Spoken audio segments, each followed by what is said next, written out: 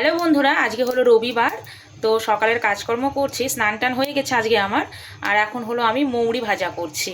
ভাত টাত খাওয়ার পর না একটু মৌরি ভাজা খেলে বেশ ভালো লাগে। চলো ব্যাকে একটু দেখিয়ে দিচ্ছি তোমাদেরকে। এই দেখো, এখানে হলো মৌরি ভাজা করছি। ভাত টাত খাওয়া দাওয়ার পর না মৌরি ভাজা খেতে একটু ভালো লাগে, মুখে দিলে বেশ ভালো লাগে। এই মৌরিটা ভাজা করছি এখানে।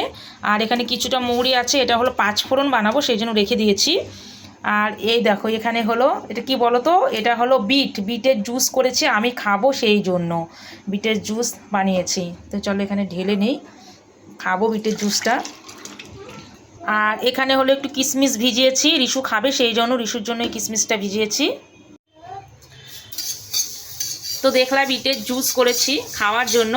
মানে যখনই হসপিটালে যায় ডাক্তার দেখাতে, আমাকে একটা কথাই বলে যে আমার হলো শরীরে রক্ত নেই, রক্ত কম আছে, এই ভিটামিন D12 কম, এটা কম ওটা কম। তো সেই জন্য বিটের জুসটা করেছি খাওয়ার জন্য, শরীরে রক্ত বাড়ানোর জন্য।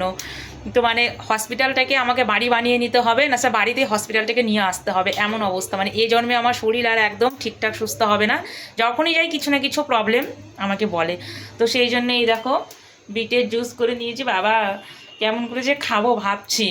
তো এটা খেতে হবে, যেমন করে কষ্ট করে খেতে হবে। বিটের জুস খাওয়া নাকি খুব ভালো, মানে হিমোগ্লোবিন বাড়ে শরীরে, ডাক্তারই বলেছে খেতে। তো এখন খাচ্ছি সকালবেলা টিফিন এই তো এটাই বিটের জুস। রান্নাবাড়ি হয়ে গেছে অবশ্য, এই মৌরিটা ভাজা করছি, রিসুর খিচুড়ি তৈরি করব। আর এই এখন আমি বর্তমানে বিটের জুসটা খাবো। তোমরা কারা কারা বিটের জুস খেয়েছো অবশ্যই কমেন্ট করে কিন্তু বলবে। তো চলো এটা খাই,